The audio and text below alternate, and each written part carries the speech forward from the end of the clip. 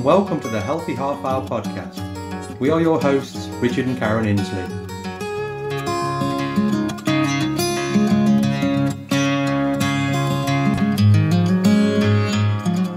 The Healthy Half Hour podcast is your resource for all things healthy, and we will be discussing how to make nutrition, fitness and lifestyle choices work for you.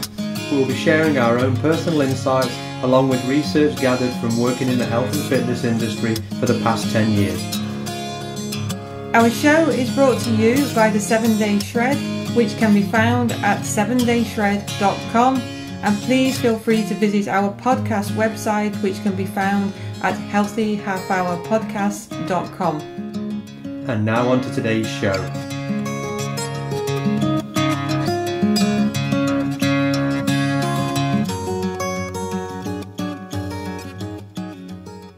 Hi everybody. So, I don't crochet.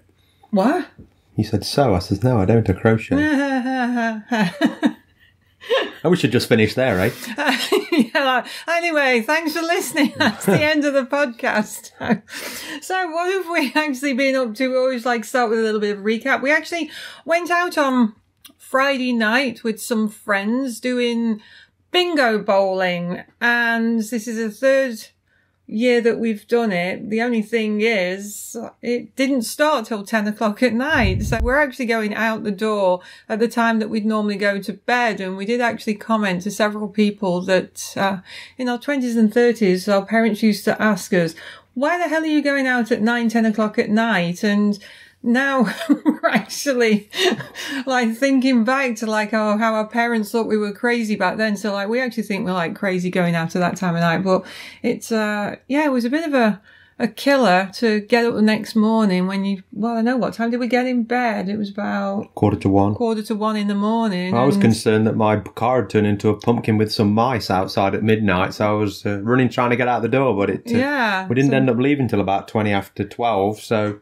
Yeah, and obviously good times. We'll get over it. And on Saturday morning, I teach a fitness class, and trying to make my brain and my mouth work at the same time when you're tired. And it's amazing how just one extra late night, it just can completely throw you off. So. Well, we did go to bed at 9 o'clock last night. With party animals on a Saturday. Oh yeah. Falling asleep on the couch. So.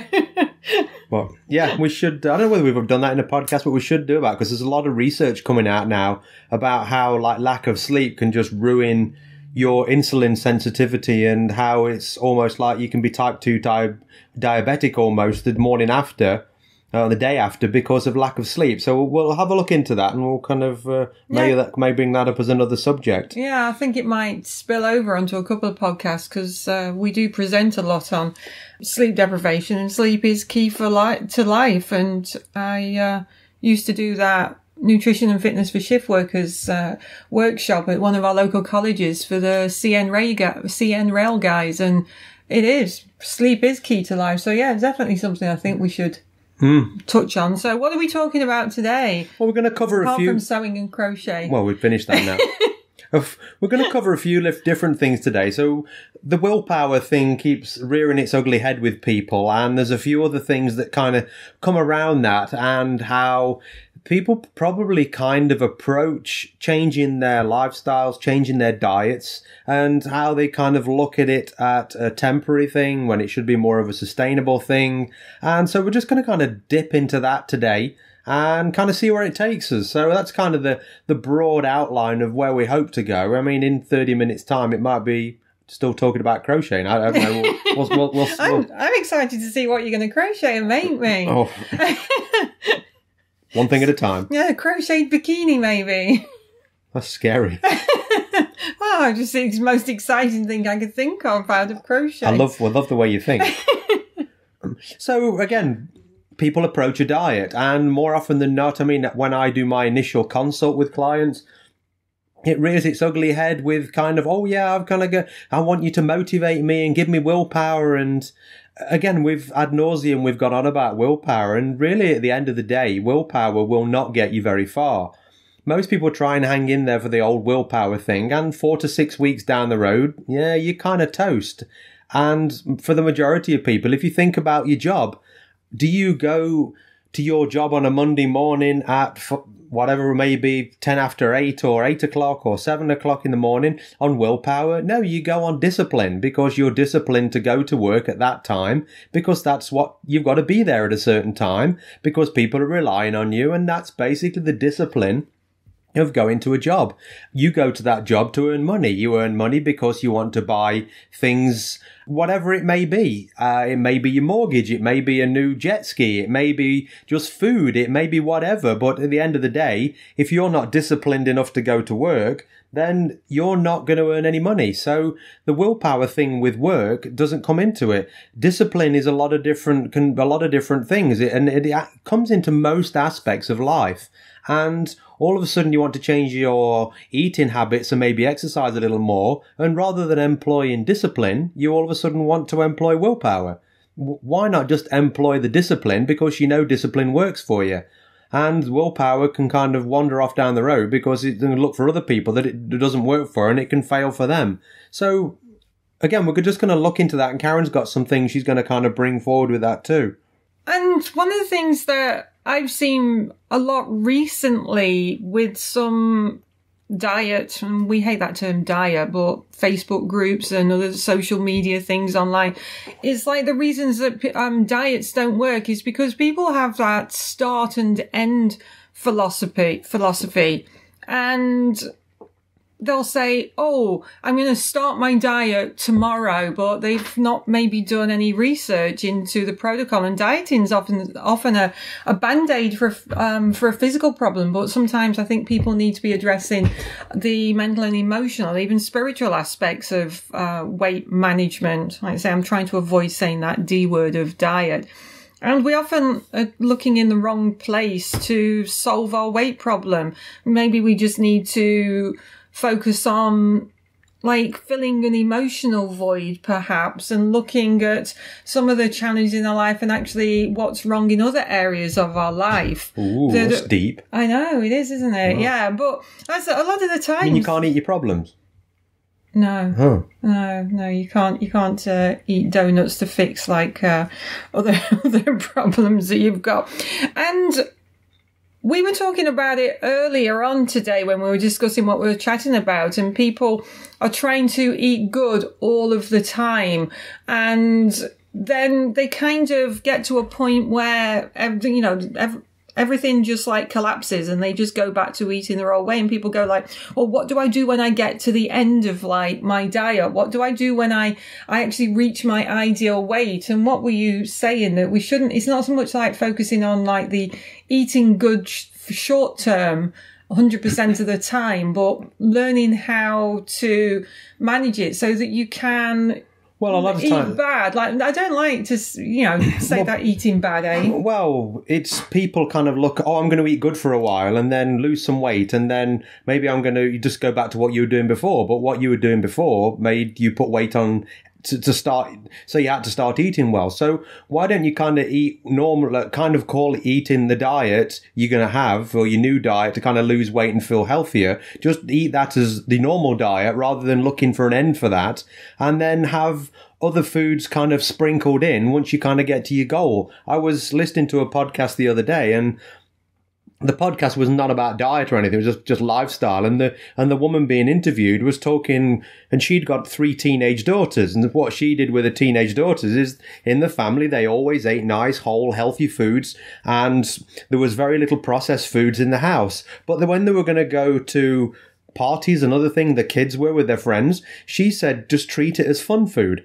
So if they were going to go out and they were going to have pizza or whatever else, or ice cream with their friends, and again, they wanted to join in and be normal kids.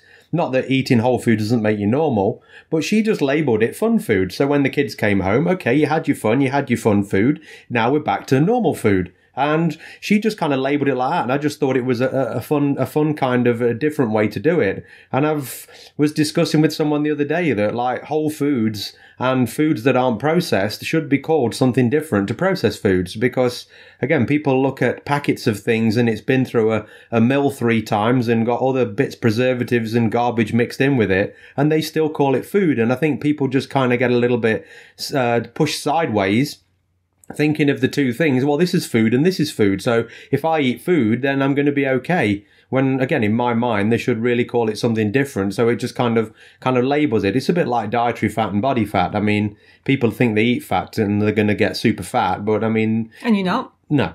If you overeat too much fat, yes, you'll put it on as fat. But no, just the things having... Again, it's just those things having the same word, but kind of different meanings. And yeah, food should be social. So if, like, we didn't actually have any food when we went out the other night, but...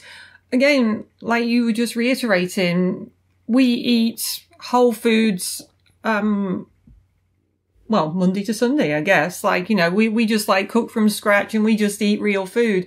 But when you go out for a meal, I mean, unless you've got metabolic issues or you are type 2 diabetic or your blood sugar's dysregulated to such a degree that you really do have to micromanage your eating habits, then it is a social thing. It is a fun aspect, and don't stress out over, going off track. And I know that we've mentioned this before, but Dr. Ruscio has said, and I've referenced it before, that, you should follow a protocol that gets you to your optimal health and weight levels, and then reintroduce foods that keep you at that health and weight level, but have like a 5 pound buffer. And what we mean by that is, say if your weight loss goal was to get to 150 pounds, maybe get to 144, 145, and have that 5 pound buffer so that you're not, again, stressing yourself out over following something and thinking that there is a start and an end to it. Well, 9 times out of 10, when we had Rhonda and Mark on, I've not mentioned them two for a while, but a bit of leg humping won't hurt anybody. When we've had those guys on, I mean, again, same thing. That Rhonda found that 5 pound buffer, she'd just get down to her goal weight, and she couldn't stick at her goal weight because she'd always rebound that 5 pounds. And again, especially with women's hormonal cycles, and again, you're going out with people, and you're always going to cycle through that kind of 5 pound up, 5 pound down. And don't stress over it. If all of a sudden you're 10 pound up, then you probably just need to pull the reins back a little bit and hold the horse up and just kind of reevaluate what you're doing, just kind of find that sweet spot again. But again, 5 pound here, 5 pound up and down. Don't worry about it. Stick in that window. And yeah, that's probably a more achievable thing than trying to head for the lower goal and just maybe denying yourself a few of those things. Because at the end of the day, we've got to live a little bit. And, we're not locked in a monastery and not going to talk to anybody. And we have friends, we have social lives. There are social occasions, their birthdays, anniversaries, Christmas, and all the rest of it. So, don't be afraid to dip your toe in and have a little bit of something. I'd say release yourself from that diet prison instead of focusing on diet prison. A diet prison, yeah. Mm. So, like you say, a lot of people approach weight management, weight loss with, they see it as deprivation, guilt, rigidity, like punishment. And that's what I tell all my clients. Do you? Okay. I'm going to bring the prison thing out now. The diet prison. Because like I say, a lot of people Could be the warden. Yeah, do. Okay. We'll move on. Yes. on. You put this vision in my head now. Okay, we can press pause. Yeah. So that diet prison, like you say, and going back to the beginning of when we started chatting, like you said, that willpower and that discipline, like people really do feel like they're in a diet prison and that they need that willpower to actually get them to where they want to be. But I say, look at the why. What are you trying to achieve by the way that you're eating, and stop looking at it that there is a start and an end to it. There isn't like, it's, instead of like a 30-day challenge, a 90-day challenge. No, it's a lifetime challenge. Lifetime challenge. And giving yourself that flexibility and sustainability. That's the big key. I mean, if you're doing something that's unsustainable, and I mean, we often see, again, the MLM guys on social media all drink these shakes 3 times a day and blah, blah, blah, blah, blah. And as we've said before, what did you learn? How is that sustainable? You're going to drink shakes for the rest of your life and buy some MLM boss a new helicopter every 6 months? Mm. And it's not sustainable. You're not learning anything. If you've got kids, what are you passing on to your kids? What are you feeding your kids? I mean, are your kids seeing you cook, and your kids seeing you make things and prepare things and make real food for them, or are they just seeing you open a packet? So again, you're offering learning opportunities to your children and the other people around you that kind of see what's happening. Even work colleagues and stuff, you make something, you go, oh my, wow, where did you make that? That's awesome, blah, blah, blah, blah, blah. And, and need a recipe. Yeah. And people will learn off you. We're going to do a recipe podcast, actually. I know, we should. And people will learn off you, and look at what you're doing. And you'd be surprised how many people actually kind of on the periphery, especially, again, if you start changing your lifestyle and start changing how you look and your appearance through weight loss and through attending fitness classes or going to the gym. And a lot of people look from the periphery and kind of are interested in what you're doing and kind of what worked for you. So yeah, be that leader.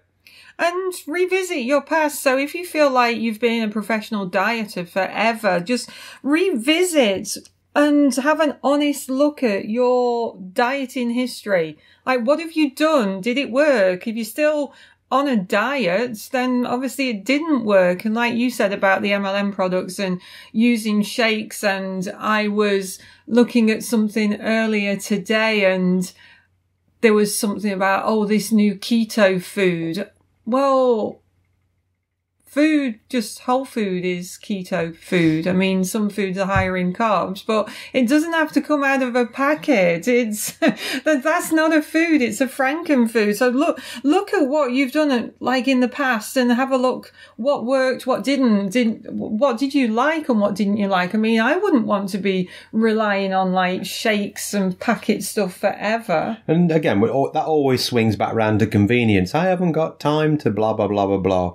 But look at your day. Look at how many hours in the day. I mean, do you really need to watch the finale of The Bachelorette, or could you be actually making some food, or could you be prepping something? I mean, look at what you're buying in the grocery stores. And like Karen said earlier on with the recipe thing, look at the recipes you're doing. I mean, are these recipes super complicated? Are there 15 different things in there that you've got to mix and blend and mash and leave to cool for a while and blah, blah, blah, blah, and we don't do that sort of stuff. No, and I was doing a presentation this week for an office of career counsellors, and they wanted me to address stress techniques and lifestyle strategies that would help themselves as a team of career counsellors, because obviously they would actually be working with their clients. So they take on some of the stresses of their clients, but also looking at the stresses that the actual clients experience themselves.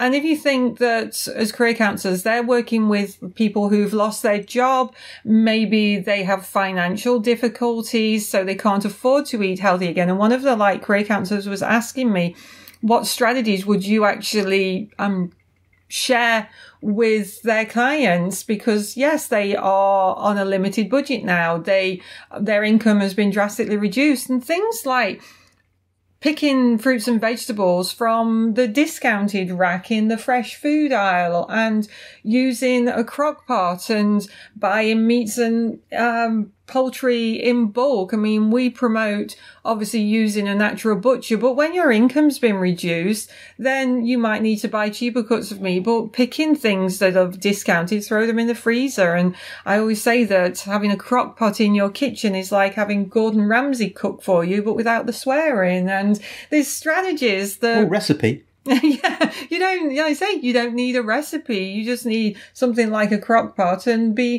just keep it simple. But also one of the other things when people are addressing, don't like using that word diet, but eat to satisfy. Don't forbid yourself anything, but just eat that keeps you satiated, keeps you satisfied, and be present when you're eating and trust your body to tell you what you actually want. Everybody's just yelling at the thing now, I want to eat pizza. Well, I mean, if you want to eat pizza, then... Don't. No, there's different ways of preparing stuff like that. And again, it's all about quantity as well. Obviously, if you've got gluten intolerance, then you've got to kind of look at your pizza base. And anybody that tells you that a cauliflower pizza base is just like a normal one is a liar. It's different, but again, it depends what if you just want to satisfy that kind of craving for pizza. There's different ways of doing it. If you've not got that gluten intolerance, a small flatbread or something, and you can put stuff on there. I mean, the topping doesn't have to be highly processed garbage. I mean, you can get away with a lot of decent stuff on there. I mean, you've done feta and spinach and things like that, and I mean, how much more can you? It's just whole foods really at the end of the day. So there are lots of options out there. And again, don't make the recipe too complicated because that eats time up and then you need more prep time. And the more prep time you've got, the less chance there is of doing it because you just want to throw something in the oven and look for something quick. I mean, do a little bit of research, like Karen said, and pick something that's going to be achievable and sustainable.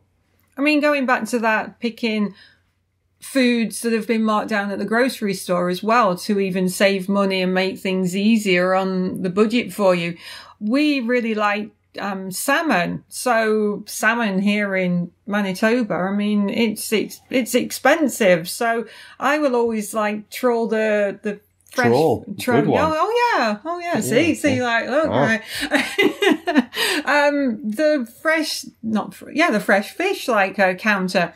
And if the fresh salmon is 30% discounted, I will grab a packet and like throw it in the freezer as soon as I've got home. And there's ways, like you say, to make it more affordable and to eat nutrient dense foods at the end of the day. And it's simple. What's complicated about throwing some salmon onto the grill or in a pan with some butter? I got nothing. Oh, really? No, that's a simplicity itself. Also, I mean, we've been having steelhead trout recently as well. And I mean, it's very salmon-like. And again, both wild caught. And more often than not, like you say, you have a fish through the department. Hey, here we go, another one. And you'll find those 30% discounted ones that, again, quite near the sell-by date. Man, take it home, throw it in the freezer. And have it when you want to have it, or have it the next night or something. Same when you go down the fresh produce aisle. There's bags of spinach, and again, within a couple of days of their sell-by date, all of a sudden there's discount labels on them, 30%, 50%, and other vegetables too like that. So, I mean, they're easy to find because, I mean, the grocery stores don't particularly want to throw them out. So if they can get something for it, they'll take that. So, again, just be aware and be a little bit more prudent with your shopping. Is obviously cost is a problem.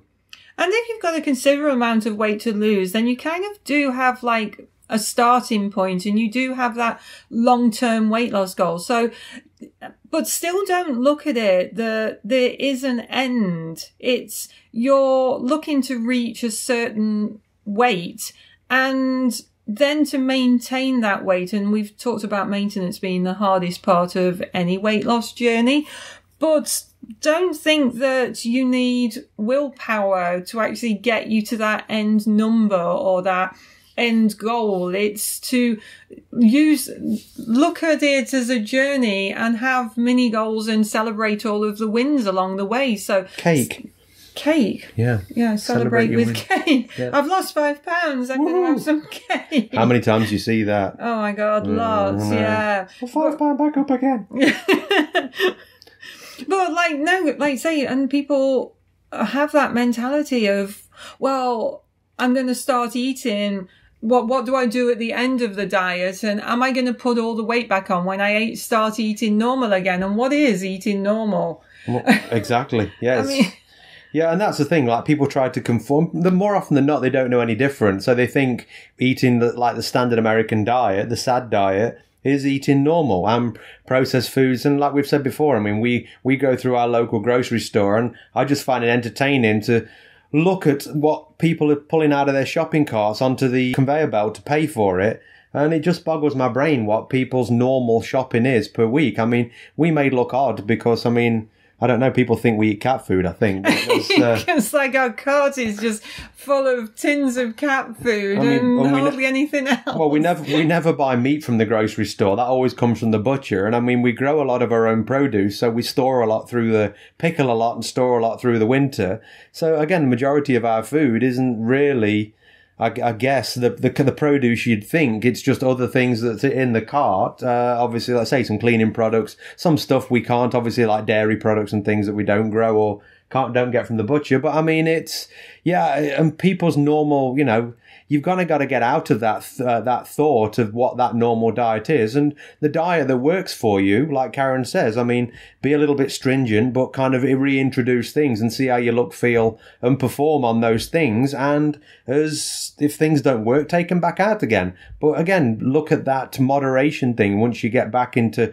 the swing of things, once your weight normalizes. And remember, again, metabolically, you're going to be lower now, so you're going to eat less. And people tend to, I'm going to eat what I used to eat now because I've been eating less for such a long time. And again, that's where the extra calories come from. If you're eating more than you're expending, then your body's going to start storing it as body fat. And as we've said before on other podcasts, I mean, it isn't just a case of simple math, but at the end of the day, that really does happen. If you keep eating a little bit here and a little bit there, and to be honest, it can be something as small as 50 calories a day, even 40, 30 calories a day. It's all going to be kept somewhere.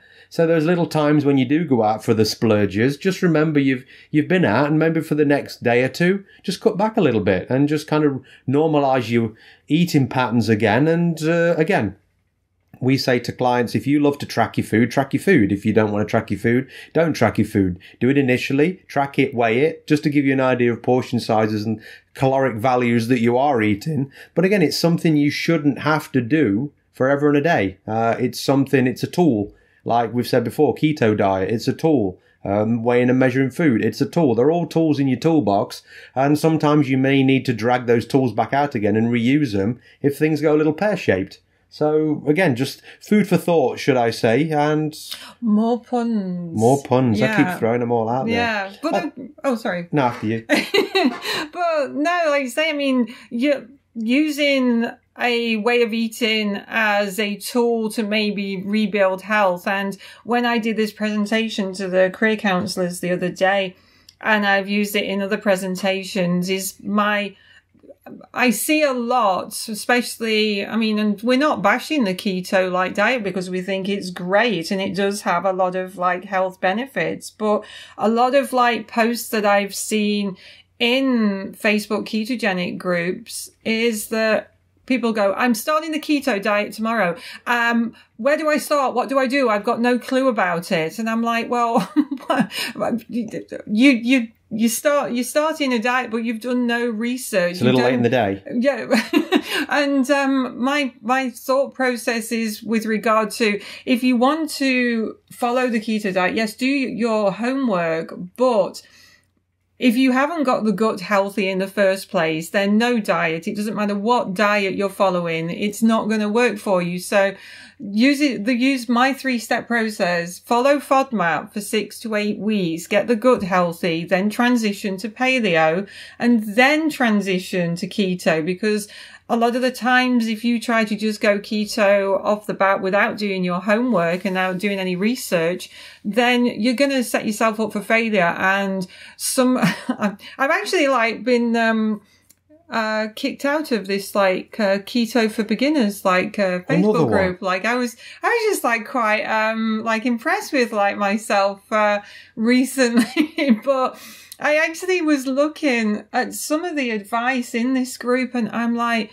seriously, stop using Dr. Google and Dr. Keto to provide you with the advice for following it, because it was just oh my goodness, these guys are just, I don't know. I don't know why you bother going in these things. No, and I actually was thinking of leaving it. I mean, I never even went in there and checked much. I posted a few of my recipe videos off my YouTube account, and it was just insane. People's thought processes. So, do your homework. I mean, when we did paleo religiously for about 4 or 5 years, we've done a lot of homework behind paleo. Obviously, we both listened to Rob Wolf a lot for a couple of years previous, and we just went, I really like the thought processes behind it. I like this idea. And do your homework, whatever you're going to follow. Mm-hmm. And like you say, if you do your homework and you like the process and you like the thoughts behind the actual diet, then you won't need that willpower to keep you going. No, I think we've thrashed this one to death for half an hour. If If you love the podcast, tell your friends. If you didn't like it, then you can Just tell tell us. them anyway. No, just tell us and we'll fix it. Any suggestions, questions, healthyhalfhourpodcast.com on the Facebook page or via email. And we will see you next time. Bye. That's all we have time for right now, but we do hope that you join us for our next show. And if you want to contribute to an upcoming show by suggesting a topic that you would like us to discuss in more detail, then hop over to our website, healthyhalfhourpodcast.com, subscribe to our podcast and submit your suggestions. The Healthy Half Hour Podcast was brought to you by the 7 Day Shred, and don't forget to share our details with your friends and review our show. Until next time, thanks for listening.